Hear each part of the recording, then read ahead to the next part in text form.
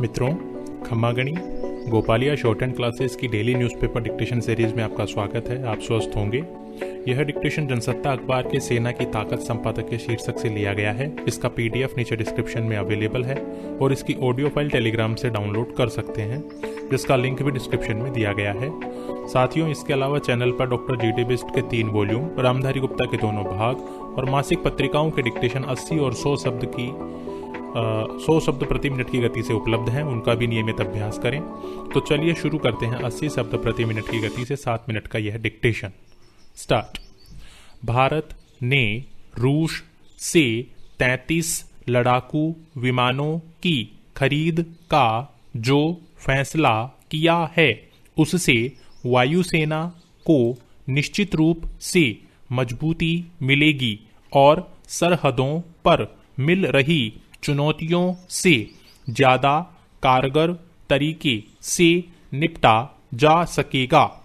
लद्दाख के पूर्वी हिस्से में भारत चीन सीमा पर पिछले 2 महीने से जिस तरह का तनावपूर्ण घटनाक्रम चल रहा है, उसे देखते हुए यह जरूरी हो गया है कि भारत अपनी सैन्य ताकत में तेजी से इजाफा करे। यूं वायुसेना के आधुनिकीकरण की कोशिशें तो काफी पहले से हो रही है, लेकिन हाल की जरूरतों को देखते हुए इसमें किसी भी तरह की देरी की गुंजाइश है नहीं।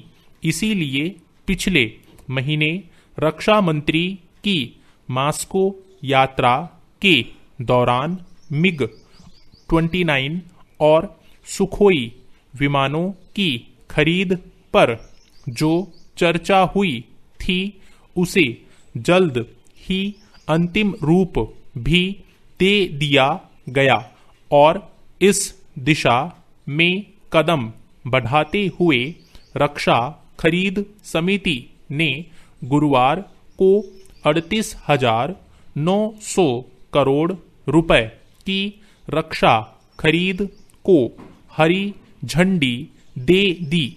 इसके तहत वायु सेना, नौसेना और थल सेना के लिए हथियार खरीदे जाएंगे। पिछले साल फ्रांस से राफेल विमानों की खरीद के बाद यह दूसरी बड़ी रक्षा खरीद है। पैरा। चीन से बढ़ते तनाव के बीच लड़ाकू विमानों का यह सौदा इस बात का स्पष्ट संकेत है कि सीमाई इलाकों में भारत अब अपनी सैन्य स्थिति और मजबूत कर रहा है। खास तौर से सामरिक रूप से महत्वपूर्ण इलाकों के लिए अब ठोस रणनीति पर काम शुरू हो गया है। यह तो हकीकत है ही कि भारतीय वायुसेना पहले से ही लड़ाकू विमानों की कमी का सामना कर रही है और संकट काल में लड़ाकू विमानों की कमी देश की सुरक्षा पर भारी पड़ सकती है। इसलिए सबसे ज्यादा जोर लड़ाकू विमानों की खरीद पर है। ताजा रक्षा सौदे के तहत भारत रूस से 21 MiG-29 और 12 सुखोई 90 विमान खरीदेगा। MiG-29 की खेप तो रूस से ही आएगी, लेकिन सुखोई विमान हिंदुस्तान एरोनॉटिक्स लिमिटेड में ही तैयार किए जाएंगे। सुखोई विमान के निर्माण के लिए तकनीकी सहयोग को लेकर भारत और रूस के बीच करार है। इसके अलावा पुराने मिग विमानों का भी कायाकल्प करके उन्हें आधुनिक बनाया जाएगा। थल सेना की शक्ति बढ़ाने के लिए रॉकेट लॉन्चर, पिनाक और मिसाइलें खरीदने के अलावा रेडियो सॉफ्टवेयर को उन्नत बनाने का काम भी होगा। नौसेना के लिए भी लंबी दूरी तक मार करने वाली मिसाइल प्रणाली खरीदी जाएगी। पैरा, भारत को सबसे बड़ी और स्थायी चुनौती तो दो पड़ोसियों पाकिस्तान और चीन से ही है।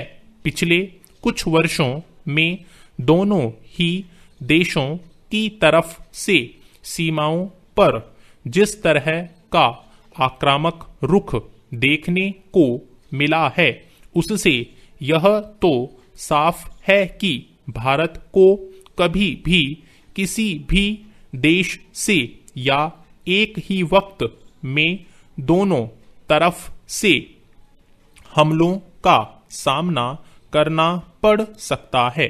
रक्षा विशेषज्ञ भी समय समय पर इस बारे में सचेत करते रहे हैं।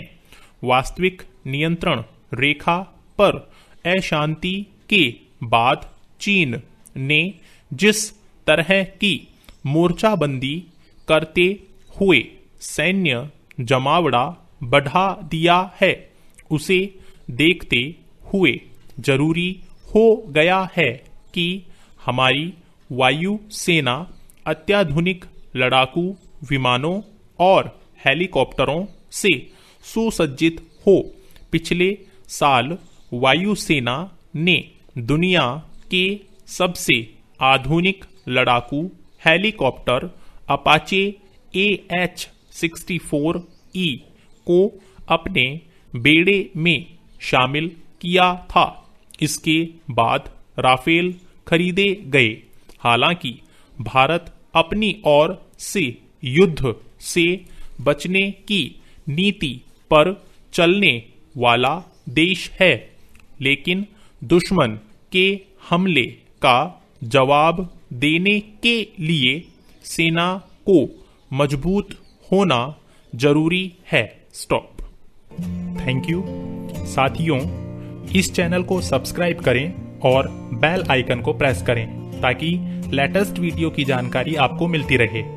गति बढ़ाने के लिए नियमित अभ्यास करें। इस चैनल पर 80, 100, 120, 140 और 160 शब्द प्रति मिनट की गति से डिक्टेशन उपलब्ध हैं, जिनका आप स्वयं भी लाभ लें और अपने मित्रों को भी शेयर करना न भूलें। डिक्टेशन अच्छा और बुरा लगा तो लाइक और डिसलाइक अवश्य करें। कोई सुझाव या प्रश्न हो तो कमेंट बॉक्स में लिखें।